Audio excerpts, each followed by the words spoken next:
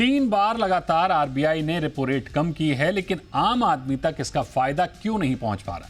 जब 6 जून को आरबीआई ने रेपो रेट में कटौती की थी, तो 20 दिन बीत जाने के बाद भी बैंक लोन सस्ता करने में क्यों आनाकानी कर रहे हैं? जब रेट बढ़ते हैं तब तो बैंक तत्काल प्रभाव से ईएमआई महंगी कर देते हैं। ये एक बड़ा सवाल है। ऐसे में वित्त मंत्री ने सरकारी बैंकों के साथ बैठक की है। क्या इस बैठक के बाद ईएमआई की किश्त बदलेगी? क्या अब सस्ता लोन मिलेगा? पहले ये रिपोर्ट देखिए, फिर आगे एक्सपर्ट्स के साथ इस मुद्दे पर अहम चर्चा करेंगे।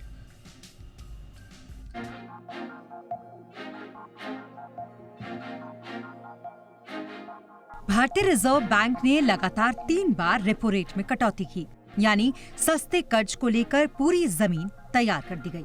लेकिन आम आदमी को इसका कोई फायदा मिलता नहीं दिखा। कंज्यूमर की जेब को कोई खास राहत नहीं मिली। लोन सस्ता होना चाहिए था, ईएमआई कम होनी चाहिए थी, लेकिन बैंक है कि ब्याज दरें घटाने को लेकर टस से मस नहीं हो रहे। लोन की दरों में कोई खास राहत नहीं मिलती दिख रही। ऐसे में बड़ा सवाल ये है कि बैंक आखिर किस बात का इंतजार कर रहे हैं? आरबीआई ने अपना काम तो कर दिया, अब बारी है बैंकों की। और इसी को लेकर आज वित्त मंत्री निर्मला सीतारमण ने सरकारी बैंकों के आला अधिकारियों के साथ एक अहम बैठक की। इस बैठक का असल मकसद लोगों को कर्ज की ब्याज दरों से मुक्ति दिलाना है। पिछले दिनों आरबीआई ने बड़ा कदम उठाया। देश की आर्थिक रफ्तार को बनाए रखने के लिए रेपो रेट में ½ की कटौती की। सिर्फ यही नहीं, बाजार में नकदी बढ़ाने के लिए आरबीआई ने सीआरआर यानी कैश रिजर्व रेशियो में भी 100 बेसिस पॉइंट घटाकर 3% पर इसे ला दिया। इन कदमों से साफ था कि आरबीआई चाहता है कि बैंक लोन सस्ते करे ताकि आम आदमी को राहत मिले। हालांकि आरबीआई के इस फैसले के बाद कुछ बैंकों ने ब्याज दरों में मामूली कटौती की, लेकिन अभी भी कई बैंक ऐसे हैं जो चुप बैठे हैं।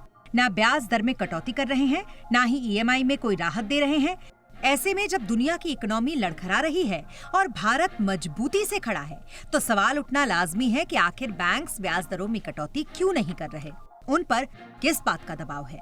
बहरहाल आरबीआई की ब्याज दरों को सस्ता करने की कोशिशों का सरकार पूरा साथ दे रही है। यही वजह है कि वित्त मंत्री एक्शन मोड में है और बैंकों के साथ बैठक कर अपनी मंशा साफ कर रही हैं। वे जल्द ब्याज दरों में कटौती को लेकर कोई बड़ा फैसला करें ताकि कंज्यूमर इसका सीधा फायदा उठा सके। आपको बता दें कि जब नीतिगत दरें कम हो रही हैं, बाजार में पर्याप्त नकदी है और सरकार भी आम लोगों को राहत देने के मूड में है, तो ऐसे में बैंकों का मौजूदा रुख निश्चित तौर पर सवालों के घेरे में है। अब देखना होगा कि वित्त मंत्री की पहल और आरबीआई की सस्ती ब्याज दरों को लेकर कोशिशें कब परवान चढ़ती हैं। ब्यूरो रिपोर्ट, जी मीडिया। और इस मुद्दे पर चर्चा के लिए हमारे साथ मौजूद हैं 2 खास मेहमान। ऑप्टिमा मनी के एमडी पंकज मटपाल और हमारे साथ हैं दिग्ना बैंक के पूर्व ED Ramesh Singh. Pankaj sir, Ramesh sir, बहुत स्वागत है आपका जी बिजनेस पर। रमेश सर, आपके पास आते हैं और आपसे शुरू करते हैं। क्यों ये समस्याएं आती हैं कि हर बार हम देखते हैं कि रेपो रेट कम हो जाती है, लेकिन बैंक थोड़ा सा इसमें उदासीनता दिखाते हैं, जल्दी कम नहीं करते हैं? और कई बार हमने देखा है वित्त मंत्री को कहना पड़ता है, लोगों को जाके कहना पड़ता है कि हमारे लोन की जो ईएमआई है उसको कम करिए। आप बैंकिंग सिस्टम से जुड़े हैं, आप बेहतर तरीके से समझते हैं इस पूरे सिस्टम को, तो दिक्कतें कहाँ आती है? ये वाजिब दिक्कत है या फिर सिर्फ मुनाफा बनाए रखने के लिए ग्राहकों की अनदेखी है? ऐसी बात नहीं है। जो इस बात को मान्य हम जरूर करते हैं कि वित्त मंत्री ने और भारत सरकार ने पिछले साल भर में काफी सहायता की है बैंकों के लिए। और जो रिजर्व बैंक ऑफ इंडिया ने सीआरआर कट किया 1% से, और रेपो रेट पिछले साल भर में पूरे 1% से कम किया गया। रेपो रेट कम करना जो अभी ½% से कम हुआ है 6 जून को, वो एक मैसेज बहुत बड़ी बात है। लेकिन इसको जब जो बैंक इसको बेंचमार्क करके लोन करता है तो उसके लिए रेट अपने आप कम हो जाते हैं। लेकिन बहुत ही कम ऐसे बैंक है जो इसको रेपो रेट को बेंचमार्क रख के उस पर अपना स्प्रेड ऐड करके लोन रखते हैं। एग्जांपल के लिए एचडीएफसी बैंक है, ऐसे कुछ बैंक है जो अपने रेट को ऐसे ऐसे लिंक करके रखते हैं, तो उनको ये रेट ऑफ इंटरेस्ट कम ज्यादा होते रहते हैं रेपो रेट के कम ज्यादा होने पे। लेकिन हम सब लोगों को जो सब पब्लिक बैंक है, हम जितने भी बैंक है, हम लोगों को दिक्कतें आती है कि हम समझ लोग पब्लिक को लगता है कि रेपो रेट कम के ½ सबके सब लोन पे 0.5% ब्याज कमा चाहिए। वैसा होता नहीं है प्रैक्टिकली, क्योंकि हमने जो डिपॉजिट ली हुई लोगों से, उस डिपॉजिट के ऊपर उसको हम उसी समय से कम नहीं कर सकते। एग्जाम्पल के लिए पूरे साल भर रेट ऑफ इंटरेस्ट जो थे डिपॉजिट के ऊपर 7.5% से लेके 8%, 8.25% भी थे मार्केट में। उस पीरियड में जिन लोगों ने डिपॉजिट में पैसे रखे हैं, मान लीजिए 2 साल के लिए, 3 साल के लिए, तो उनको अभी रिपो रेट कम करने से उसकी डिपॉजिट के ऊपर हम ब्याज दर नहीं घटा सकते। हमको उसी रेट के ऊपर उनके मैच्योरिटी पीरियड की, चाहे वो 2 साल की हो, 3 साल की हो, उसी पे हमको ब्याज देना पड़ता है। जबकि लोन जो रिपो रेट कम होने पे हम लोगों को उसकी कॉस्ट ऑफ डिपॉजिट हमारी वैसी ही रहेगी ओके की घटने से। इसके लिए हम उसको इमीडिएटली उस रेट कट को हम लोग पास ऑन नहीं कर पाते बैंकर्स। ठीक है, इमीडिएटली नहीं कर पाते हैं सर, तो वो क्या समय सीमा होती है कि जब ब्याज दरें कम हुई है तो कम से कम उस ब्याज दर कम होने के समय से 30 दिन, 60 दिन, 90 दिन या 45 दिन, क्या कोई एक समय सीमा होती है जिसको डिस्क्लोज किया गया हो, लोगों को पता हो स्पष्टता से? इसमें इतनी उलझन क्यों होती है? मैं बता दूं आपको, इसमें कोई समय सीमा रख नहीं सकता। रीजन ये है कि हर बैंक की जो डिपॉजिट, समझो कि आज से साल भर पहले डिपॉजिट जो ली गई है वो अगर 7.5-8% पे ली गई है और 8.25% पे भी ली गई है, उसकी मैच्योरिटी जैसे जैसे होगी वो रीप्राइसिंग नए रेट पे हो जाएगी। ओके हम लोगों ने डिपॉजिट के रेट ऑफ इंटरेस्ट, मैं समझता हूँ कि हम सबकी सबसे बड़ी bank state bank of India ने, जो कि कुछ दिनों पहले डिपॉजिट के ऊपर 7.25% इंटरेस्ट रेट दे रही थी, जी उन्होंने अपने डिपॉजिट रेट को घटा के 6.75 कर दिया। लेकिन वो डिपॉजिट मेरे पास हिस्से में, मान लीजिए कि पूरी डिपॉजिट उसी रेट पे थी जो 7.5 पे थी, उसको मैं 6.75 नहीं दे पाऊंगा। ठीक है सर, लेकिन रमेश सिंह सर, लेकिन इसके उलट अगर हम देखें, जब रेपो रेट बढ़ती है तब तो तुरंत ईएमआई बढ़ जाती है। उस समय सीमा क्या कोई नहीं होती है कि आज रेपो रेट बढ़ गई है तो आप 30 दिन बाद, 60 दिन बाद या 90 दिन बाद करें? उस वक्त तो तुरंत हो जाती है। तो जब बढ़ने में सिस्टम तुरंत काम करता है तो घटने में क्यों नहीं करता? रिपो रेट बढ़ते ही जो हम लोगों को 2 दिक्कतें आती है। एक तो रिपो रेट बढ़ते ही हम लोगों की जो आरबीआई से बोरोइंग की जो ये होती है सर, लेकिन अल्टीमेटली उसका लोड तो आम कंज्यूमर पे आता है ना। जी। अब सर ये तो बात बिल्कुल सही है कि अल्टीमेटली कंज्यूमर को बहुत ही भुगतना पड़ता है कि हम इमीडिएटली रेट ऑफ इंटरेस्ट नहीं कम कर पाते, क्योंकि ये मैंने सबसे बड़ी दिक्कत हुई, डिपॉजिट की रीप्राइसिंग उसी रेट पे नहीं हो पाती जैसे कि लोन पे करनी पड़ती है। ये सबसे बड़ी दिक्कत होती है। ठीक है, लौटेंगे सर आपके पास। पंकज मटपाल साहब के पास आते हैं। पंकज सर, आप इसको कैसे देखते हैं? क्योंकि सरकार की सीधी दखल के बावजूद बैंक रेपो रेट में कटौती का फायदा ग्राहकों को देने में धीमे क्यों रहते हैं, आनाकानी क्यों करते हैं? क्या इसका मतलब यह है कि रेपो रेट और ईएमआई का रिश्ता अब सिर्फ थ्योरी में रह गया है? बैंक जहां पर अपना फायदा होता है वहां पर तो एक्टिव होते हैं, लेकिन जहां कंज्यूमर को पास ऑन करना होता है वहां पर वो उदासीनता नजर आती है। ये क्यों है? बिल्कुल दीपक जी, मैं सहमत हूं आपकी बात से। अभी जो रमेश जी बता रहे थे कि जब रेट कट होता है तो क्योंकि एफडी का रेट फिक्स होता है, लोन का रेट फ्लोटिंग होता है, तो इसके लिए। बट इसके विपरीत जो आपने भी बात शुरू की, अगर मैं उसको आगे बढ़ाऊं तो जब रेट बढ़ता है तो उस वक्त पुरानी एफडी जो होती हैं वो तो कम रेट की होती हैं, तो उस पर तो आपको इंटरेस्ट रेट कम ही देना होता है, जबकि लोन पर आप उसको एकदम बढ़ा देते हैं। तो ये तो मतलब बैंक के अपने इंटरेस्ट में हो गया कि जिस स्थिति में बैंक का फायदा है बैंक वही करेगा। पर आप मुद्दे पर आते हैं कि ऐसा क्यों होता है। देखिए, पहली बात तो यह है कि बैंक शायद करना नहीं चाहता, इसलिए नहीं कर रहा है, क्योंकि अदरवाइज अगर फ्लोटिंग रेट लोन है, इसका मतलब यही है कि अगर वो आपका एक्सटर्नल बेंचमार्क यानी कि रेपो रेट से लिंक है तो रेपो रेट बढ़ेगा तो आपका लोन का इंटरेस्ट बढ़ेगा, और रेपो रेट कम होगा तो लोन का इंटरेस्ट रेट कम होगा। ये होना चाहिए। हाँ, आपका एक रिसेट पीरियड होता है जब आप लोन लेते हैं, उसमें लिखा होता है कि रिसेट पीरियड क्या है, वो हर महीने है या 3 महीने में है या 6 महीने में, किस तरह का है। तो यदि आपका मंथली रिसेट है, इसका मतलब यदि 6 जून को रेट कट हुआ है तो जुलाई की 1 से आपका नया रेट लागू हो जाना चाहिए।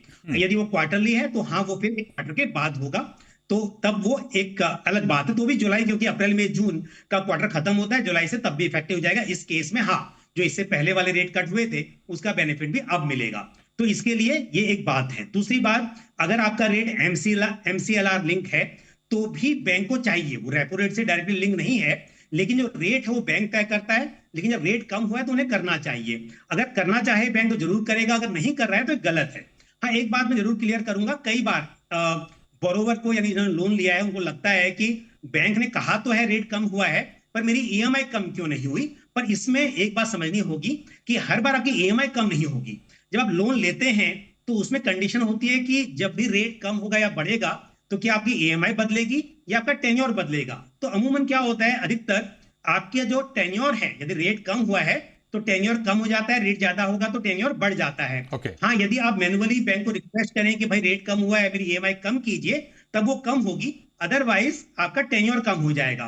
तो आपको दिखाई नहीं दे रहा है ईएमआई में फर्क, वो अलग बात है, पर बैंक ने इंटरेस्ट कम किया है या आपके लोन पर नहीं किया, ये इसका लेटर आपको मिलना चाहिए, आपको इंटीमेशन मिलनी चाहिए, और ये जरूर पता चलना चाहिए कि अगर ईएमआई कम नहीं हुई है, रेट कम हुआ है, तो आपका टेन्योर कम हुआ होगा। अगर ये भी कम नहीं हो रहा है, यदि बैंक ने पास ही नहीं किया है, तो ये बैंक की मनमानी है। ठीक बात है। रमेश सिंह साहब, आपसे मैं समझना चाहूँगा कि ठीक है, बैंक को कम करना चाहिए, बैंक कम करते हैं कि नहीं करते हैं, वित्त मंत्री उनको बुलाती हैं, बताती हैं, कहती हैं, थोड़ा सा सख्ती करती हैं, तब वो चीज़ें ग्राउंड लेवल पर दिखने लगती हैं। लेकिन मेरा सीधा सा सवाल है कि इस पर आरबीआई का नियम का क्या कहता है? रेगुलेटर आरबीआई इस मामले को लेकर कि जब रेट बढ़े, जब रेट घटे, उस समय बैंकों को क्या करना चाहिए, अपने फायदे को, अपने नुकसान को कितने समय में पास ऑन करना चाहिए, या क्या क्लैरिटी है उस पर? इस प्रकार की कोई भी गाइडलाइंस या instructions reserve bank of India ने बैंकों को दी नहीं है, क्योंकि रिजर्व बैंक ऑफ इंडिया ने पूरे तरह से इंटरेस्ट जो है फ्री कर दी है। इंटरेस्ट चार्ज करना, कम करना, ज्यादा करना पूरे बैंकों की अपनी अपनी कॉस्ट ऑफ डिपॉजिट पे निर्भर करती है। तो मैं कोई प्रकार की समय सीमा रिजर्व बैंक ऑफ इंडिया ने दी है। रिजर्व बैंक ऑफ इंडिया का जो रेट, रिपो रेट है, वो सिर्फ बेंचमार्क रेट है। मेरे साथी अभी बता रहे थे कि एमसीएलआर, यस, एमसीएलआर के ऊपर भी कुछ लोन लिंक हुआ करते हैं। तो जैसे कॉस्ट, और एमसीएलआर भी डिपेंड करता है आपके वेरियस फैक्टर्स के ऊपर कि आपको सीआरआर अपने कितने रखी गई है, आपका पूरा कॉस्ट ऑफ डिपॉजिट कितना है। तो वो चीजों को, जहां जगह भी फ्लोटिंग रेट ऑफ इंटरेस्ट है, वहां पे इस चीज का बेनिफिट मिल जाता है, जहां पे ये रेट, चाहे हाउसिंग लोन हो, चाहे फिर वो लोन बिजनेस के हो, व्हीकल लोन हो, कोई भी लोन हो, जहाँ पे फ्लोटिंग रेट ऑप्शन मिला हुआ है कस्टमर को, वो पास ऑन बिल्कुल हो जाता है अगर वो बेंचमार्क से लिंक्ड है। अदरवाइज बैंकों को फिर अपने कॉस्ट ऑफ डिपॉजिट को जब वो रिव्यू करते हैं क्वार्टरली या मंथली लेवल के ऊपर, उसमें उनको लगा कि मेरी डिपॉजिट रिप्राइसिंग होके मेरे को अभी मेरी एमसीएलआर या मेरी total cost of deposit quarter पर से घट गई है, तो वो 10 बेसिस या 15 बेसिस या 20 बेसिस की अपनी उसको पसंद करते हैं, वो सिर्फ उसी को मिलती जो फ्लोटिंग रेट ऑफ इंटरेस्ट पे लगे हुए हैं। तो ये एक दिक्कतें सारे कस्टमर के लिए होती है कि हाँ, कि बाबा रेट ऑफ इंटरेस्ट मेरे कम हुआ या ईएमआई कम हुआ। सर मोस्टली ये होता है कि अगर हम लोग अगर ईएमआई इंटरेस्ट बढ़ गया है और ईएमआई को बढ़ाने जा रहे हैं, तो ईएमआई बढ़ाने से उसकी जो पीरियड है लोन की, वो टेनर उधर रह जाती है, तो उसको उतना ईएमआई भरना पड़ता है। लेकिन अगर हमने ईएमआई कम की तो लोन के हिसाब से उसकी जो टेनर बढ़ जाएगी। तो कुछ बैंकों के ऊपर, जैसे कि रिजर्व बैंक ने कोऑपरेटिव बैंकों को बंधन डाला हुआ है कि आप 20 साल से ज्यादा का अवधि के लिए हाउसिंग लोन नहीं दे सकते। उस केस में कई बार ऐसा होता है कि वे अगर उन्होंने ईएमआई कम नहीं की या बढ़ाई डिपेंडिंग ऑन इंटरेस्ट रेट को चलते, तो उनका जो टेनर बढ़ जाता है, जो उनको अलाउड नहीं है। तो और मैं समझता हूँ कि सर हम मैसेज लोगों को इन्फॉर्म करते रहते। एग्जाम्पल के लिए मेरे बेटे ने हाउसिंग लोन लिया हुआ है एचडीएफसी बैंक से। जैसे ही रिपो रेट कट हुआ, उनको एसएमएस आ गया कि हम लोगों ने आपके रेट ऑफ इंटरेस्ट रिवाइज हो चुके हैं और आपका ईएमआई अभी इसके बदले में इतना रुपया होगा। हम सारे बैंक इस बात को करते हैं, इन्फॉर्म करते हैं, एसएमएस जाया करता है लोगों को अगर आपका ईएमआई चेंज हुआ तो। नहीं, बिल्कुल सही बात आप कह रहे हैं। ये चीज़ें सरकारी बैंक में तो फिर भी काफ़ी हद तक है, लेकिन जब प्राइवेट बैंक की बात आती है तो स्थिति बड़ी विचित्र हो जाती है। पंकज सर, आपसे समझना चाहेंगे कि आज जब वित्त मंत्री ने बैठक भी की है तो उस बैठक में सरकारी बैंकों के प्रमुख थे, प्राइवेट बैंकों के प्रमुख नहीं थे, जबकि प्राइवेट बैंकों में तो स्थिति और भी विभत्स है। तो कैसे देखते हैं इसको कि क्यों नहीं एक ऐसा मैकेनिज्म हो जाता है? क्योंकि ऐसा तो नहीं है कि रेपो रेट अब कम हो गई है तो हमेशा ऐसी ही रहेगी, या बढ़ गई है तो हमेशा बढ़ी ही रहेगी। वो तो मार्केट की, अर्थव्यवस्था की स्थिति को देखते हुए, तमाम कारकों को देखते हुए रेपो रेट बढ़ती है, घटती है, और उसका इम्पैक्ट बैंकों के कामकाज पर पड़ता है, लोगों के लोन पर पड़ता है। तो ये एक फिक्स मैकेनिज्म क्यों नहीं हो जाता है कि भाई इधर रेपो रेट कम हुई या बढ़ी और उसका इम्पैक्ट लोगों को अपने अकाउंट पर, अपने लोन पर रिफ्लेक्ट होने लगा? बिल्कुल, देखिए गाइडलाइन तो यही है कि अगर आपका फ्लोटिंग रेट लोन है और जो भी आपकी रीसेट डेट है, रीसेट डेट पर आपको बेनिफिट मिलना चाहिए। तो यानी कि यदि 6 जून को रेट कम हुआ तो अगर मंथली रीसेट डेट है तो 1 जुलाई से बेनिफिट मिलना ही चाहिए। और जैसा अभी रमेश जी भी एग्जांपल दे रहे थे एचडीएफसी बैंक का, एचडीएफसी बैंक ने इमीडिएटली ये इंफॉर्मेशन अपने कस्टमर को दी और 1 जुलाई से उसे इफेक्टिव भी कर दिया, और आपका रेट जो भी पहले था, यदि आपका रेट पहले 8% पे था तो 7.5% पे आ गया। तो कुछ बैंक ने, चाहे प्राइवेट की बात करें चाहे हम पीएसयू की बात करें, एसबीआई ने भी रेट को पास ऑन किया है। लेकिन बात यह है कि यहां पर गाइडलाइन तो है, लेकिन ऐसा फिक्स क्यों नहीं है कि आपको करना ही है। इवन मैं तो कहता हूं कि यदि आप एमसीएलआर की बात भी कर रहे हैं तो एमसीएलआर में बहुत सारे और फैक्टर्स भी हैं जिसके बेसिस पर बैंक डिसाइड करता है। बट अल्टीमेटली कस्टमर को क्या करना है? कस्टमर का तो एक राइट है ना कि रेट कम हुआ है, कि जब रेट बढ़ा तब तो आपने बढ़ा दिया, तो उसका आपने टेन्योर बढ़ा दिया। अब टेन्योर टाइम पर कैसे वापस आएगा? आप रेट कम करेंगे तभी होगा। तो इसके लिए यहां पर आरबीआई को सख्त कदम उठाने चाहिए कि यदि कोई बैंक उस चीज को, मतलब चाहे वो गाइडलाइन है या उसको रेगुलेशन मानिए, वो बन जाए रेगुलेशन, अगर उसका फायदा कस्टमर को नहीं मिल रहा है तो उस पर सख्ती दिखानी होगी, तभी कस्टमर को उसका फायदा मिल पाएगा। अदरवाइज हम खुद खुश होते हैं ये न्यूज देखकर कि रेट कम हो गया है, बट कस्टमर को उसका फायदा नहीं मिल पा रहा है। पर एफडी पे तो नुकसान हो रहा है, एफडी पे तो रेट कम, अगर नई एफडी करनी है तो रेट इमीडिएटली कम हो ही गया है। तो इसके लिए जो आप कह रहे हैं और जो रमेश जी भी कह रहे हैं कि गाइडलाइन है, पर सख्ती करने की जरूरत मुझे लगता है होनी चाहिए यहाँ पर। तो पंकज सर, फिर उस गाइडलाइन का, उस नियम का क्या फायदा है जिसको मानने के लिए कोई सख्ती ही ना हो? ठीक है, गाइडलाइन है, लिखा हुआ है, मानिए मानिए वरना मत मानिए, ये तो कोई मतलब हल नहीं हुआ। अल्टीमेटली तो एक पूरा मैकेनिज्म, एक पूरा सिस्टम है ना, उसको तो नियम और कायदों के हिसाब से ही चलना चाहिए। तो क्यों नहीं इसमें सख्ती होती है? एक बार रमेश सर आपसे मैं समझना चाहूँगा कि जैसा कि आपने भी बताया है कि गाइडलाइन स्पष्ट नहीं है, बैंकों को रेपो रेट ट्रांसमिशन पर में पारदर्शिता और स्पीड लाने के लिए किस तरह की नीति या नियम की जरूरत है जिससे एक आम जो ग्राहक है उसका हित बना रहे, उसकी जो रकम है, जो राशि है वो बनी रहे, बची रहे और ट्रांसपेरेंट रहे, उसमें किसी तरह की कंफ्यूजन ना रहे। जैसे कि अभी पंकज सर ने भी कहा कि जब बढ़ता है तो लोगों को जाना पड़ता है, बताना पड़ता है कि भाई माफ कीजिए, जब कम होता है तो जाना पड़ता है, बताना पड़ता है कि कम हुआ है, हमारा भी ईएमआई वगैरह कम कर दीजिए, लेकिन बढ़ने पे नहीं जाना पड़ता। तमाम तरह के जो बैंक हैं वो देखिए आप तरह तरह के चार्जेस लगाते हैं, तमाम तरह के चार्जेस लगाते हैं। अब इतना लंबा स्टेटमेंट होता है कि हर आदमी अपने एक एक अकाउंट, एक एक ट्रांजैक्शन को नहीं ट्रैक कर पाता है, लेकिन कभी कभी जब वो ट्रैक करता है तो देखता है 25 तरह के उसमें चार्जेस लगे हुए हैं, उस पर तो कोई नियम कानून नहीं है। तो क्या किया जाए जिससे ट्रांसपेरेंट हो? मैं फिर से एक बार स्पष्ट कर दूं जी, रिजर्व बैंक ऑफ इंडिया ने इंटरेस्ट रेट फ्रीडम बैंकों को दिए हुए दोनों साइड पे। अब डिपॉजिट के लिए भी इंटरेस्ट रेट आपके हिसाब से कर सकते हो और लोन के ऊपर भी। कुछ सालों बहुत सालों पहले तो रिजर्व बैंक ऑफ इंडिया जो करता था रेट ऑफ इंटरेस्ट वही सबको लगता था। अब अगर ये जो आप स्थिति बोल रहे हो कि इंटरेस्ट रेट क्यों नहीं कम होते लोन के ऊपर जबकि रिपो रेट कम हो गए, तो ये इसका कोई guidelines reserve bank of India भी नहीं दे सकता कि नहीं आपको इंटरेस्ट रेट कम किया तो कम करना ही पड़ेगा, रिपो रेट कम किया तो। क्योंकि वो रिपो रेट जो है हम लोगों को, हम बैंकर्स को एक बेंचमार्क रेट है जिसपे हम लोग रिजर्व बैंक ऑफ इंडिया से जब बारो करते हैं तो उस पर कुछ स्प्रेड रख के रिजर्व बैंक ऑफ इंडिया हम लोग को 1 दिन का 2 दिन का इस तरह का लोन देता है।